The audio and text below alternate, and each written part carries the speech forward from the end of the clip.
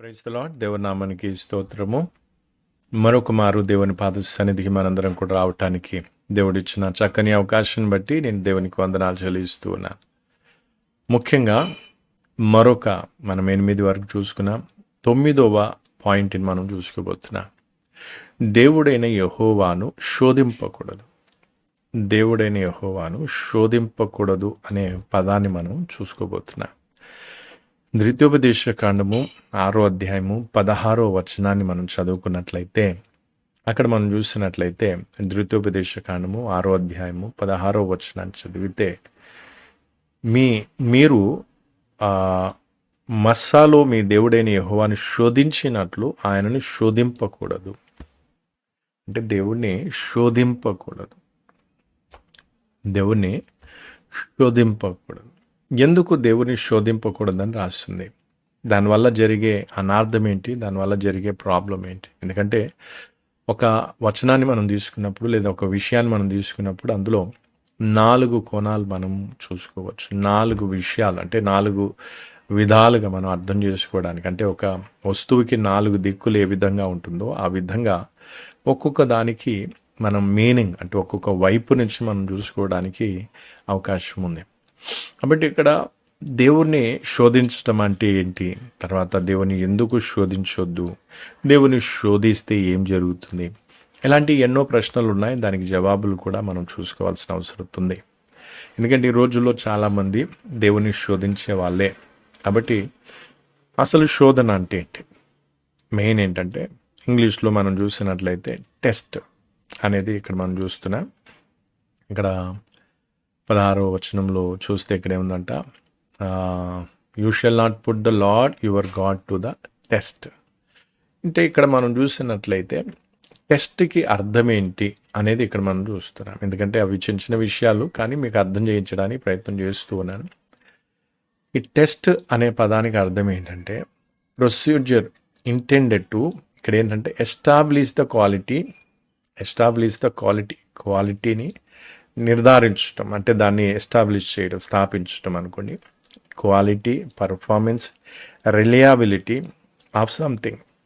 అంటే ఏదైనా వస్తుంది, మనం ఏం చేస్తున్నామంటే క్వాలిటీ ఎలా ఉంది, పర్ఫార్మెన్స్ ఎలా ఉంది, దాన్ని మనము అంటే దాని మీద ఆధారపడవచ్చా లేదా, రిలయబిలిటీ ఉందా లేదా, అసలు ఏంటి అనేది ఇక్కడ మనం చూస్తున్నాం. ముందుగా దాన్ని, అంటే ఉపయోగించడానికి ముందుగా దేన్నైనా మనం టెస్ట్ చేయటం. అందుకే ఇక్కడ మనం చూస్తే న్యూక్లియర్ టెస్ట్, లేకపోతే ఇలాగా ల్యాబ్లో అనేకమైన టెస్టులు చేస్తూ ఉంటారు. కాబట్టి ఈరోజు చాలామంది, ఇప్పుడు కరోనా కాలం కూడా మనకు ఎదురవుతూ ఉంది. కరోనా కాలంలో మనం చూస్తే ఒకప్పుడు రెండు సంవత్సరాల క్రితం భయంకరమైన పరిస్థితి ఎదురైంది. అలాంటి సమయంలో పైన కొన్ని టెస్టులు చేసేసి వ్యాక్సిన్ ఇచ్చేసారు. ఎందుకు అంటే వ్యాక్సిన్ ఇవ్వటం వల్ల చాలామంది బ్రతికారు అని చాలామంది అనుకుంటున్నారు. కానీ అందులో కొంతవరకు వాస్తవం ఉన్నప్పటికీ వ్యాక్సిన్ తీసుకొని, అంటే సరైన టెస్టులు చేయని కారణాన్ని బట్టి, సరిగ్గా దాన్ని నిర్ధారణ చేయని కారణాన్ని బట్టి, ఎందుకంటే ఒక వ్యాక్సిన్ తయారు కావడానికి కొన్ని రోజులు, అంటే కొన్ని నెలలు పట్టవచ్చు, సంవత్సరాలు కూడా పట్టవచ్చు.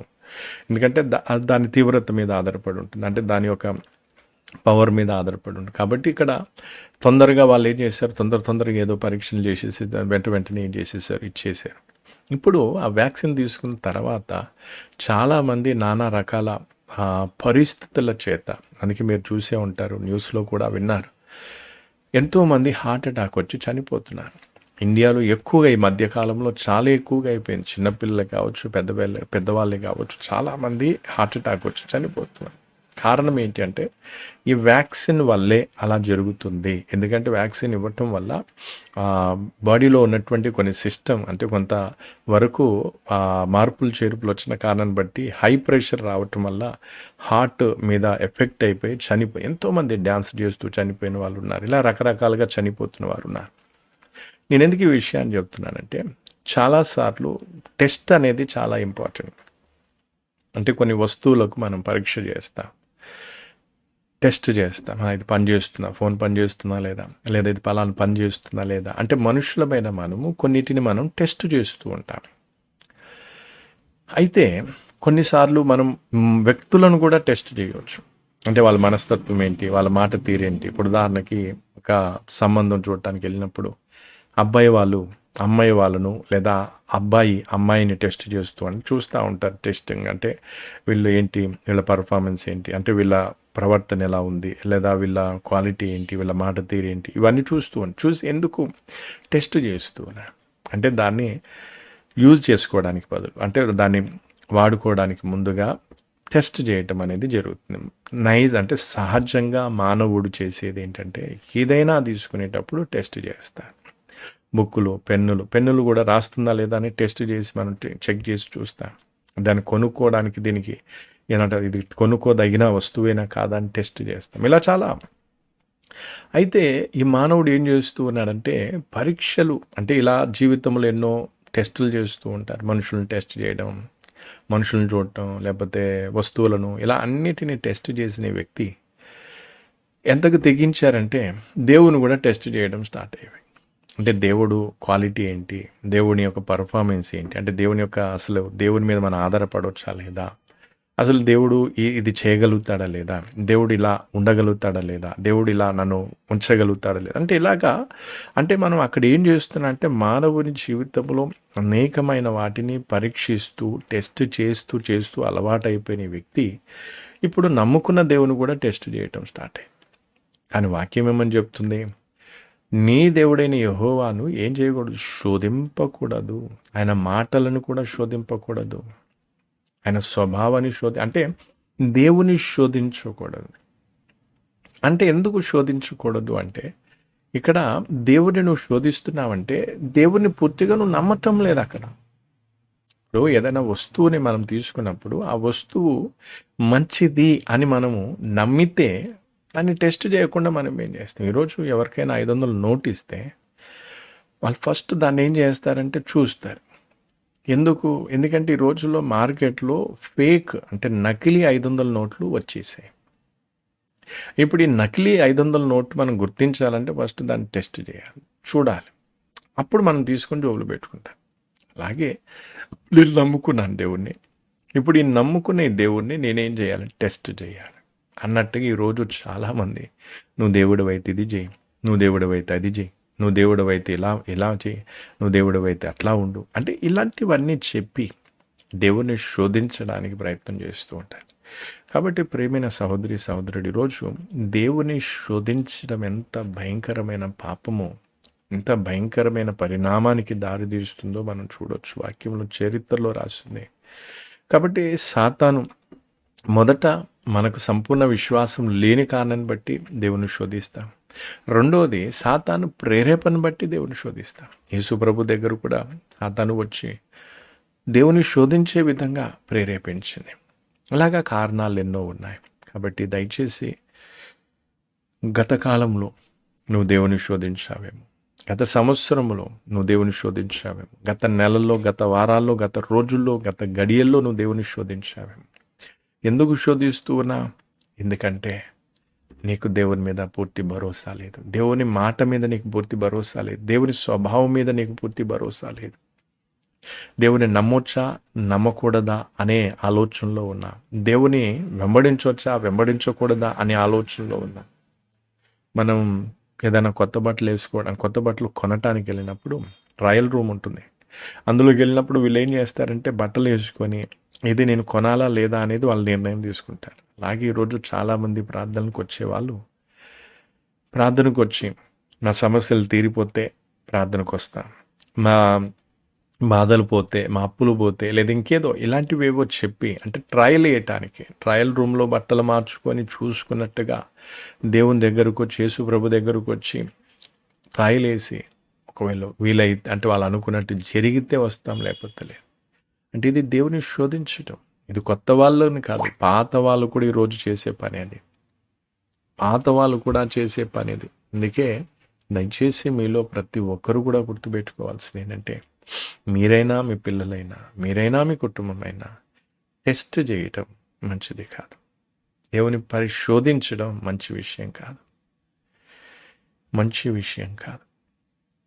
అందుకే ఈరోజు చాలామంది ఏం చేస్తారు, ప్రార్థనలు చేస్తారు. ప్రార్థన చేసినప్పుడు దేవుని అంటే దేవుని శోధించే రీతిగా ప్రార్థిస్తారు.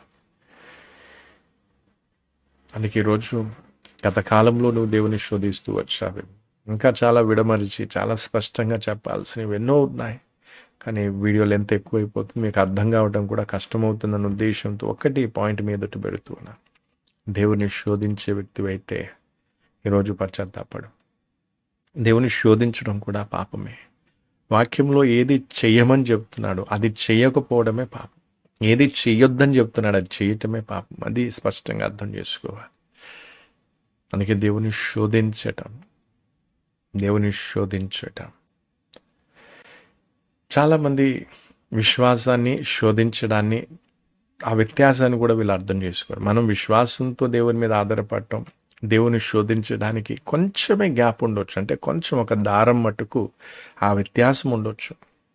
కానీ ఆ వ్యత్యాసాన్ని కూడా నువ్వు అర్థం చేసుకుంటే అప్పుడు విశ్వాసంలో నువ్వు నిలబడ్డావా లేదా దేవుని శోధించే కోణంలో నువ్వు ఉంటున్నావా అనేది తెలిసిపోతుంది. అందుకే దయచేసి ఈరోజు చక్కగా మీకు మనవి చేస్తూ ఉన్నాను, బ్రతిమలాడుతూ ఉన్నాను. గత కాలమంతా కూడా దేవుని శోధించి ఉన్నట్లయితే క్షమాపణ కోరుకోండి, దేవుని ఎదుట ప్రార్థన చేయండి, కన్నీళ్లతో దేవుని ముందు ఒప్పుకోండి, అయ్యా నేను ఇక మీదట నేను శోధించను. అందుకే కొంతమంది నువ్వు దేవుడివైతే, నువ్వు శక్తిమంతుడివైతే, నువ్వు ఏదైనా చేయగలవైతే, ఏదైనా చేయగలిగిన వానివైతే ఇది చేయి, అది చేయి, ఇలా చేయి, ఇదంతా కూడా శోధించే పని. అందుకే అలా కాకుండా దేవుని మీద విశ్వాసం ఉంటే నువ్వు మౌనంగా ఉంటావు. దేవుని మీద విశ్వాసం ఉంటే నువ్వు ప్రార్థన చేసి నిన్ను దేవునికి అప్పగించుకొని దేవునికి సలహాలు ఇవ్వవు, దేవునికి హెచ్చరికలు లేదా వార్నింగ్స్ ఇవ్వవు. దేవా నువ్వు ఇది చేయకపోతే నేను ప్రార్థనకు రాను, నేను నమ్ముకోను, నేను వెంబడించును, ఇలాంటి మాటలు రావు. అందుకే ఈరోజు మీలో ఎంతమంది దేవుని శోధించే వాళ్ళు ఉన్నారు, ఎంతమంది దేవుని పూర్తిగా నమ్ముకునేవారు ఉన్నారు? ఒకసారి ఆలోచించండి. సమయం ఎక్కువగా లేదు, కొద్ది సమయమే ఉంది. తండ్రి నీకు వందనాలు. గత కాలమంతా నేను శోధించిన వారిని కనికరించమని, క్షమించమని, వారిలో కూడా ఆ పశ్చాత్తాపం, దాని యొక్క తీవ్రత, ఆ పాపం యొక్క తీవ్రత గ్రహించుకునే గ్రహింపును దయచి కనికరించు. క్షమాపణ నొంది ఇక మీదట నేను శోధించకుండా పూర్ణంగా నిన్ను నమ్ముకొని నీ మీద ఆధారపడే కృప వారందరికీ నువ్వు దయచేయమని. మాటలు ఒక్కొక్కరి హృదయాల్లో 100 ఫలింపచ్చు, 60 30 ఫలింపచ్చు. ఎవరు కూడా నిష్ఫలులు కాకుండా నువ్వు సహాయం చేయి. మిగిలిన నన్ను, నా కుటుంబాన్ని లేదా పరిచర్యను అంతనే జ్ఞాపకం చేసుకో. సోషల్ మీడియా ద్వారా అనేకులకు వాక్యాన్ని అందించడానికి ప్రయత్నం చేస్తూ ఉండగా ఎవరికైతే ఈ వాక్యం అందాలో వారందరికీ వాక్యం అందుబాటుకు నువ్వు సహాయం చేయి. దీవించి ఆశీర్వదించమని ప్రభు యేసుక్రీస్తు నామములో అడిగి వేడుకుంటున్నాను తండ్రి. మన ప్రభు అతి త్వరలో రానే ఉన్నాడు. దయచేసి దేవుని శోధించే వారంగా ఉండకుండా దేవుని మీద కళ్ళు మూసుకొని పూర్ణ హృదయంతో దేవుని మీద పూర్తిగా ఆధారపడే వారంగా ఉండాలని ఆశపడుదాం. సమర్పణ చేసుకున్నా. ప్రభు మిమ్మల్ని దీవించునుగాక. మరణాత.